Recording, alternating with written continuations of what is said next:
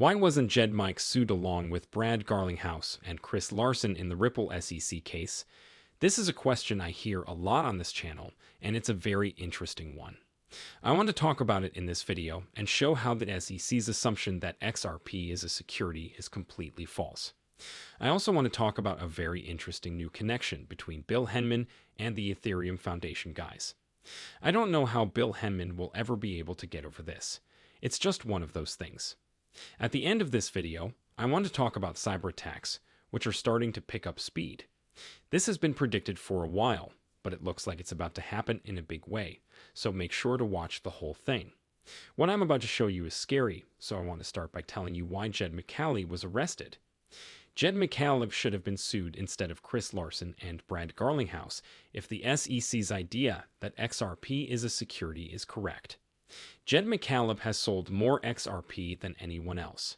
It doesn't make sense for the SEC to go after Brad Garlinghouse and Chris Larson, who hasn't sold nearly as much XRP as Jed McCallum. Also, Jed McCallum shouldn't have been let off the hook. Garlinghouse has sold over 100 million XRP in his career, while McCallum has made about $10 billion. Jed McCallum wasn't included, but that's the truth.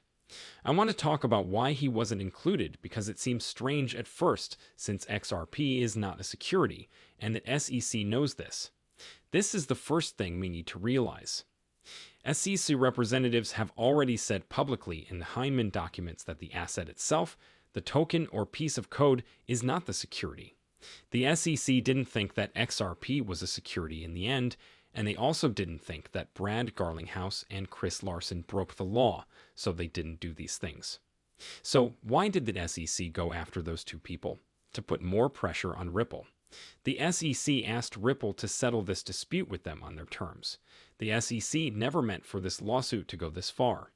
Do you think that the SEC wanted the records about Bill Hyman's Ethereum free pass to be made public? Not. Do you think that the SEC wants Judge Torres to make a ruling that will allow XRP to trade with certainty on the secondary market?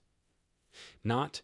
I'm sure this is the reason I thought it was great and wanted to talk about it on this channel. Jeremy Hogan's praise is always a great thing to hear, so the fact that he agreed with me struck me as incredibly wonderful. Jed McCallum may not have been included in this case for another reason, according to my theory, because the SEC called him as a witness.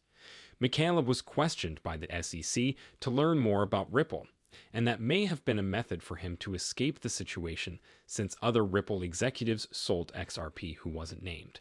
I honestly don't think Jed McCallum was going to be listed in the case anyhow for the reason I stated in the introduction, but I just wanted to make it clear because I believe the SEC could have warned Jed that if he didn't come in and discuss what he did at Ripple, he would also be included in this case. Anyway, the XRP community has been discussing this for a long, so I thought it was fairly intriguing the fact that Jeremy Hogan supported my view that the SEC was merely attempting to coerce Brad and Chris into a settlement struck me as being fairly cool anyway.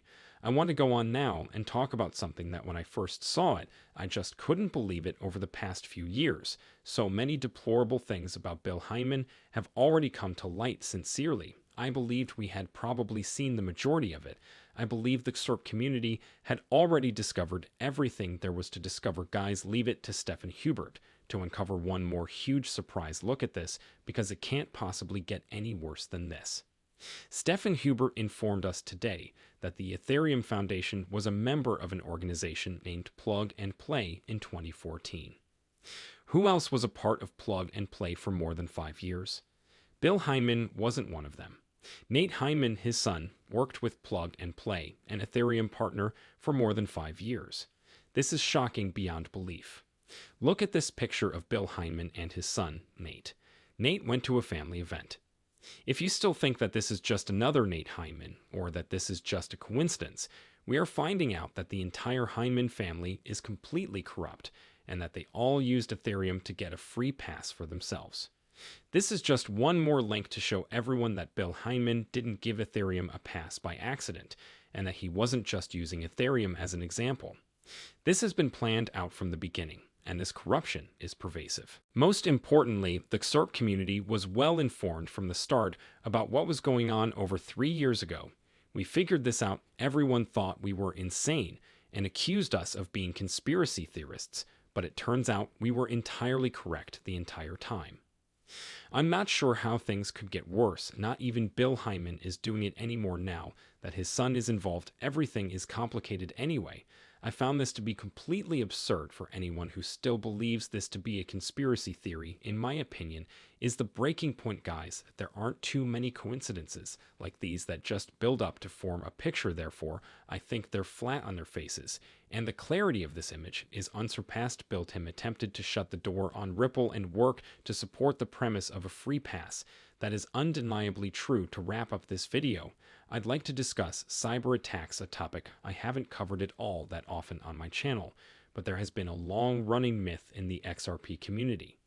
Additionally, I am certain of the source of the narrative.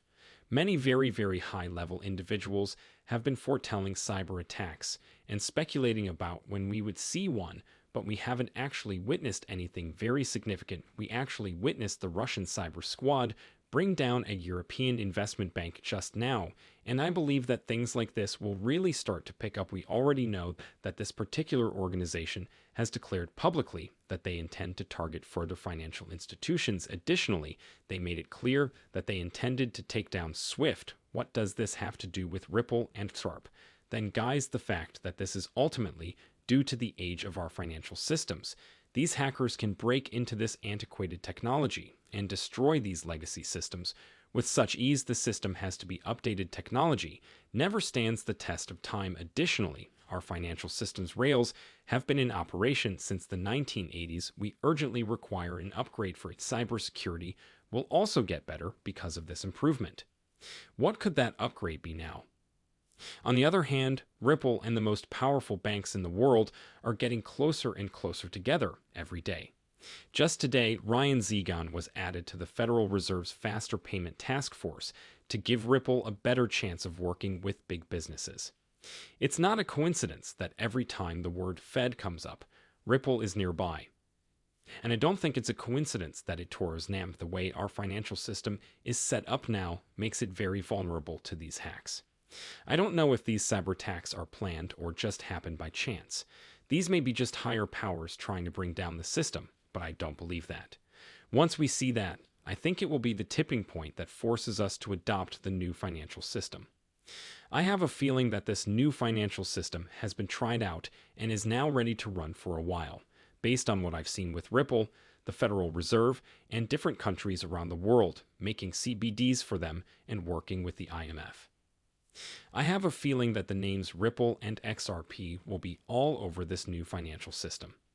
Anyway, guys, I appreciate you being here, and I hope this update was fun for you. If it was, please like and follow.